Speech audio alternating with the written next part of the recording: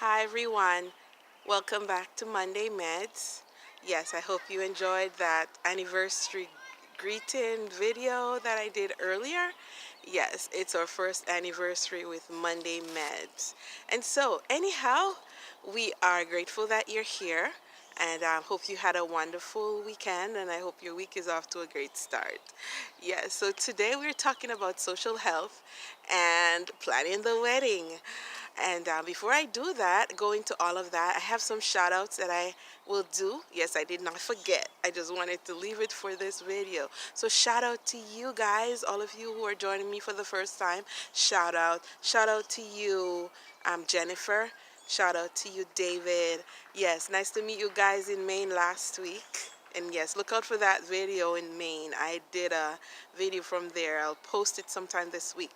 So yeah, shout out to you, Ray and Monday. Nice to meet you guys. And yes, we have the same wedding month. Looking forward to meeting up with you guys soon. Shout out to you, Edson, and your wife. Congratulations. Yes, and I'm happy for you guys. Shout out to you, Nahoko. And yes, do that video very soon. I challenge you. Shout out to you, Anne, and your boyfriend. Hope you guys will enjoy your dating and one day we'll get to engagement and marriage. Shout out to you, Stephanie and Bianca, Yatish, Galina. So nice to meet you and to talk with you. Shout out to you, Aiden and Barbie. And all those I met last week. If I don't say your name, please forgive me. All right, so as we talk about social health and engagement, sorry about the video ending last week, part 2 ending so abruptly, but yes, it gave you some insight that I would continue this week, right? So yes, we're wrapping up social health and engagement, and as you know that when you get engaged, you plan a wedding, and so I'm going to talk with you about that this week. And so let's jump right in. So what do you need to know? First of all, I want to let you know that engagement is not, and I should have said this in my previous 2 videos, but I did not say it, but I gotta say it now. Engagement is not the license for you to move in with your fiancé or fiancé, and it is not the license to have sex and have a baby or get pregnant, guys. Yes, ladies, it is not the license to do all of that. Engagement means it's a period in your life that you're looking at towards marriage. And I know I've talked with you, many of you, about the purpose of marriage, and I'll say it right here, that marriage is a beautiful thing. Marriage, it's best to wait to have sex. It's best to wait before you move in together. I know many of you cohabit, but research have shown that 50% of couples who live together before marriage get a divorce. 50%. So yes, 50% of people who live together before they get married are likely to have a divorce. And so I want to encourage you and to encourage you to wait to get married and then move in. Yes, statistics show that. I want to help you and encourage you not to make the same mistakes. Many people may say that yes, they get to know the person more by them living with the person, but actually you get to know them more, but then you get to lose. Check out the description. In the description section of this video, I'll share more videos on that. I know Steve Harvey talks about that. It's interesting to hear it from a secular perspective, why you should wait. Yes, if the guy gets the milk before he buys the cow, more likely than not, he's not going to want to buy the cow, right? All right, so that's one thing I wanted to make sure I mentioned before we wrap up this engagement video series. And also, women, ladies, don't be a bridezilla. I know I'm dressed up in looking like a bride. Don't be a bridezilla about everything about the wedding. Don't go crazy. Yes, I am a wedding planner and I've worked with so many women who some drive me crazy or try to drive me crazy with all the different things that they require. just try to be calm. Try, as we talk about social health, try to be calm. It actually helps other people to be calm in working with you. And I did say I'm a wedding planner. Yes, that's the number one thing you want to do after you get engaged. You want to definitely go into counseling if you have not, if you did not start it before start premarital counseling before engagement. Do that. And then the second thing you want to do is to contact a planner. Contact a planner. Make sure this person knows what they're doing. Make sure they're certified. Make sure they have a good track record. Make sure this is someone who will listen to you and will see what you would like to achieve. Make sure this is a person that is reliable and someone that your personalities work together with. So that those are some things I want to tell you in choosing a planner. Also, please, guys, be engaged for at least 6 months. And I go back to why you should get married before living together. There is a process to life. There's a process. Just as how a baby came into the world through stages and process, there is a process. There is progression to things that may cause life. If you may cause an interruption in life, and so if you skip one stage in your dating, in your getting to marriage, you may find that you have big problems after marriage. And actually I met one guy last week that shout out to you that actually shared with me that he and his girlfriend skipped some stages in their relationship, and right now they're having some challenges that he thinks it is linked to that because they move so quickly. You definitely want to slow things down and enjoy the moment, enjoy the planning, enjoy coming together. There's a beauty in coming together and taking it, allow your relationship to develop step by step.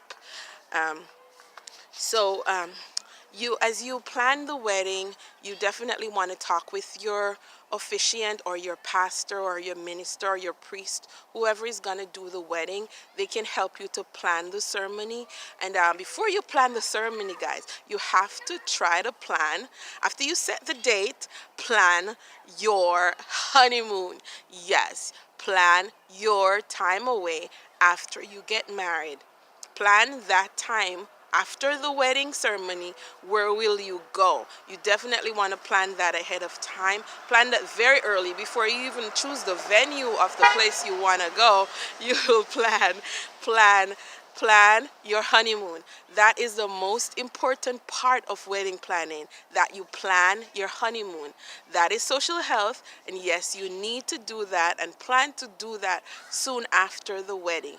Many couples plan to do that a year after the wedding, but it's best for you to plan so you close to the wedding, because we do expect you to go off and to be away for a week or two and not be in touch with us. We do expect that. Okay, so plan that. If I don't say anything about anything else, I want you to remember that about wedding planning and how you go about doing it. You have to take that time to plan to be together and to connect, get to know each other. And when you get to your honeymoon destination, after you say you've arrived to whoever you want to do so, unplug your phone from your phone. Go offline, forget about the phone, and yes, plug in to your new husband and or your new wife.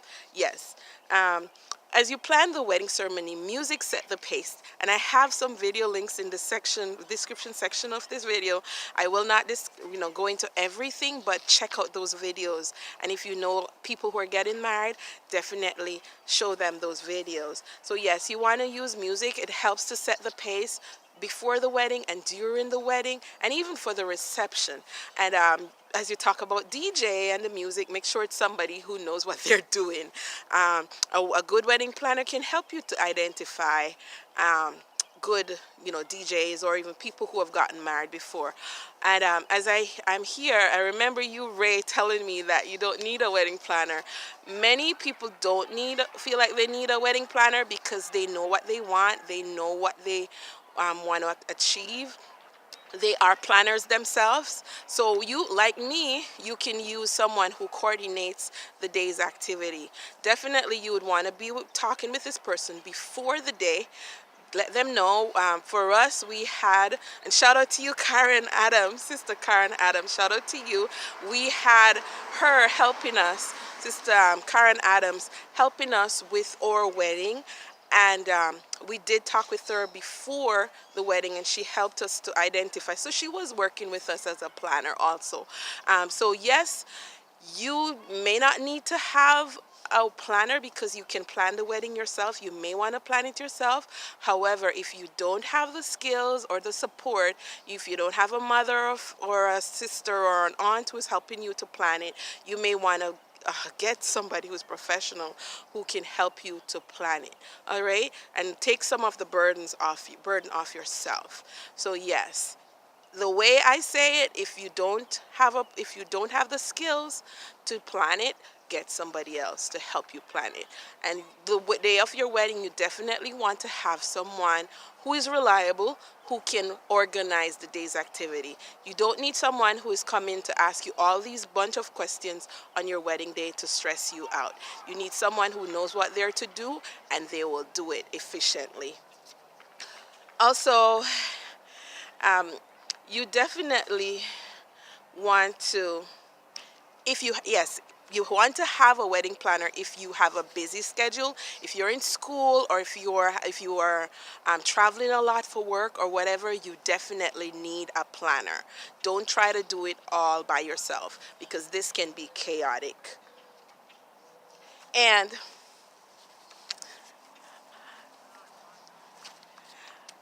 agree that this divorce, both of you should agree that divorce is not an option.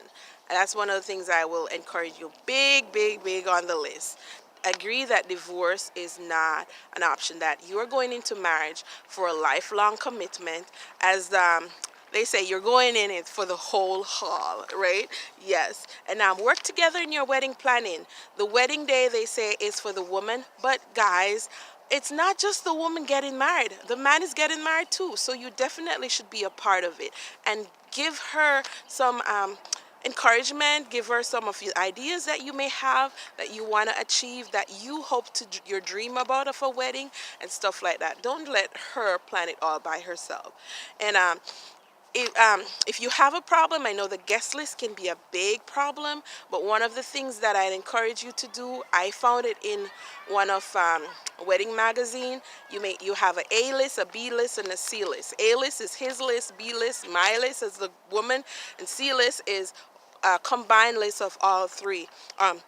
Combined list of all two. So the A list, you choose who you want. B list, he chooses who he wants, and C list, it's some friends that you're mutual. And so when the time comes to cut, you got to decide how many people you want at your wedding. When the time comes to cut, you will be able to cut from each list individually. And that C list, you can cut it together. All right? I know I'm running against time. So communicate about everything as you plan. Communicate, and pray and ask God to help you guys. And as I wrap up, as the Proverbs 16 verse 3, the wise man Solomon says, commit your actions to the Lord, and your plans will succeed. Commit your actions to the Lord, and your plans will succeed. I pray you'll have a wonderful journey towards marriage, and even in your wedding planning. May God bless you and keep you. And yes, have a wonderful week ahead.